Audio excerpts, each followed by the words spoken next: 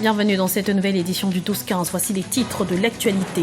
Un troisième congrès extraordinaire du Parti démocratique de Guinée équatoriale. Une assise qui devrait déboucher sur la désignation de son candidat pour la présidentielle de 2016.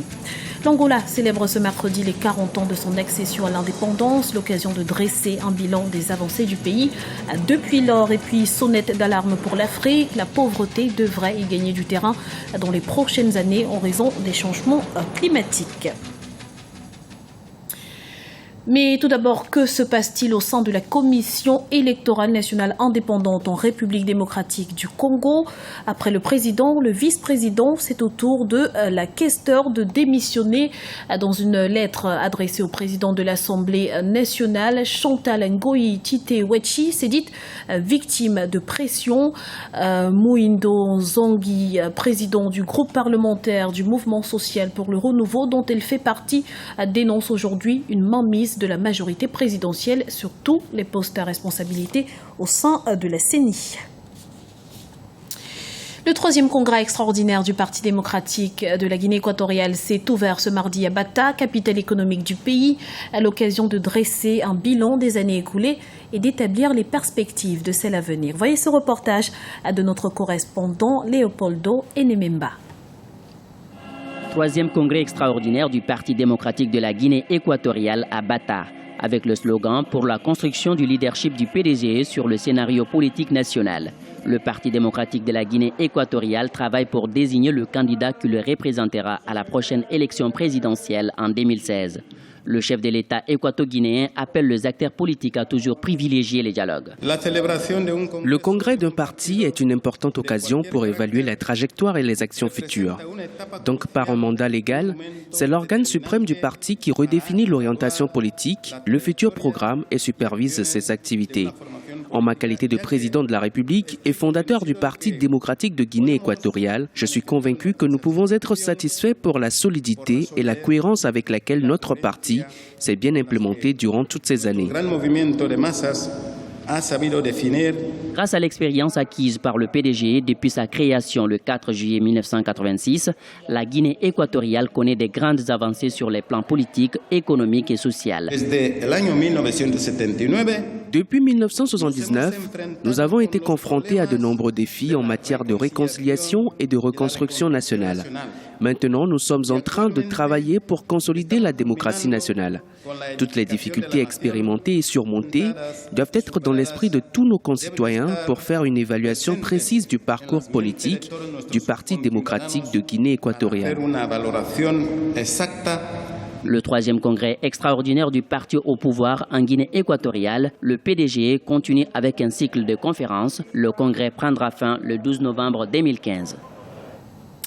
11 novembre 1975, 11 novembre 2015. L'Angola célèbre ce mercredi le 40e anniversaire de l'indépendance, une célébration en grande pompe. Quelques 7000 invités, dont 100 représentants de pays étrangers, assisteront au défilé militaire organisé sur la marginale. Notons que depuis la fin de la guerre civile en 2002, l'Angola a parcouru bien du chemin, notamment sur le plan économique. On écoute à ce propos au Fidel Reis, professeur à l'université Agostino Neto. On est en train de construire un état de droit, on est en train de consolider un état démocratique. Maintenant, on est dans le temps de la citoyenneté. Donc, tous les problèmes qui étaient cachés par la guerre sont venus dans la société. Ça, c'est normal. C'est ça qui fait avancer la démocratie. Du point de vue économique, social, à la fin de la guerre, l'Angola a donné un saut qualitatif et quantitatif au niveau de l'économie, etc. Bien sûr, on a encore les contradictions d'une société un peu inégalitaire, une société qui a besoin de plus de justice sociale, etc. Où maintenant la jeunesse aura un rôle significant, pas seulement la jeunesse, mais aussi les femmes. Au Kenya, le débat sur la corruption suscite beaucoup d'intérêt. À son arrivée au pouvoir en 2013, le président Uhuru Kenyatta voulait en faire son cheval de bataille. Mais pour l'heure, les militants anti-corruption estiment qu'on est loin du compte. Explication avec Ibrahima Dioumaba. Au Kenya, le débat sur la corruption préoccupe le gouvernement. Le pays est présenté par l'agence anticorruption Kenya et Transparency International comme l'un des plus corrompus au monde. En 2013, le président Uhuru Kenyatta avait fait de la lutte contre le fléau son principal objectif. Hélas, il se rend compte que son administration est minée par un système acquis aux malversations. Certains de nos services publics sont en proie au gaspillage et à la corruption. Ce gaspillage menace la productivité que nous avons si péniblement commencé à construire. Selon les analystes, la corruption a étouffé la croissance du Kenya, dissuadé des investisseurs potentiels et laissé des millions de personnes dans la pauvreté. Le déficit budgétaire du Kenya en 2015 est estimé à 8,7% du produit intérieur brut, contre 7,8% en 2014. Le scandale de corruption éclabousse la police, notamment sur le passage des frontières avec la Somalie et la vente de passeports kenyans. Ce qui est unique sous le régime du Jubilé, c'est que nous avons découvert les scandales avant son élection. C'est aussi en partie parce que nous avons certains organes constitutionnels qui fonctionnent comme il se doit, à l'image du contrôleur du budget, du vérificateur général et des éléments de la magistrature. C'est donc un nuage noir avec une doublure d'argent, mais la politique est au cœur de la corruption. C'est la corruption qui finance la politique au Kenya.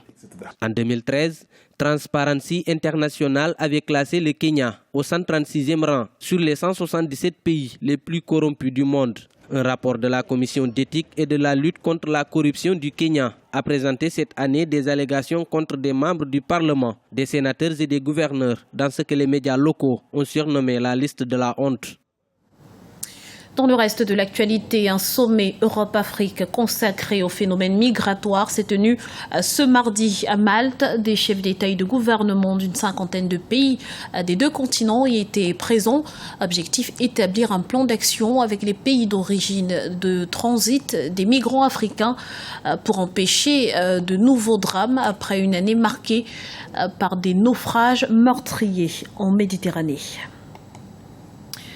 100 millions de personnes supplémentaires sombreront dans l'extrême pauvreté d'ici 2030. Et si les mesures de réduction des gaz à effet de serre ne sont pas prises immédiatement, la situation risque de s'aggraver. Les pays africains sont les plus vulnérables. Oumou Kalsomba.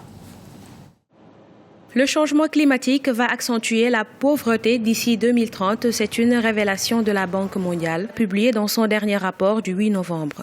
Si les mesures de réduction des gaz à effet de serre ne sont pas prises immédiatement, la situation va s'aggraver. Les pays africains sont les plus vulnérables. Au Sénégal, le processus de l'érosion côtière a commencé au début des années 80. Les dégâts sont estimés à 344 milliards de francs CFA. La désertification, donc il y a la désertification qui est là, le manque d'arbres. Nous avons aussi tous ces problèmes liés à la salinisation des terres qui est là et qui affecte nos systèmes de production. Donc ça, c'est des effets visibles pour l'Afrique et qui sont là. Donc la baisse des rendements avec la raréfaction des pluies, un manque total de la maîtrise de l'eau. Pour faire face aux effets néfastes du changement climatique, il faut une politique de protection sociale ainsi que la mise en place d'une agriculture résiliente aux impacts du réchauffement climatique. L'alternative numéro 1 que l'Afrique vraiment doit mettre en place, retourner là où on vient, c'est les exploitations familiales et de mettre des alternatives à toutes ces formes d'énergie qui nous posent problème. Et ça, c'est la valorisation de l'énergie solaire. Une politique agricole claire qui correspond à nos écosystèmes, une réforme foncière qui va avec nos réalités et avec un système de financement soutenu, un système de commercialisation soutenu et une transformation locale pour créer de la valeur ajoutée et créer des richesses. La température de la Terre devrait grimper significativement de 4 degrés Celsius d'ici à 2060. Le déficit de financement des mesures d'adaptation au réchauffement climatique s'élève à 100 milliards de dollars. D'ici 2050, il suffira d'une augmentation de température de 1,2 à 1,9 degrés Celsius pour accroître de 25 à 95% le nombre d'Africains sous-alimentés. C'était le journal de la rédaction. Merci pour votre fidélité. Retrouvez dans un instant une nouvelle édition de l'information sur Africa 24.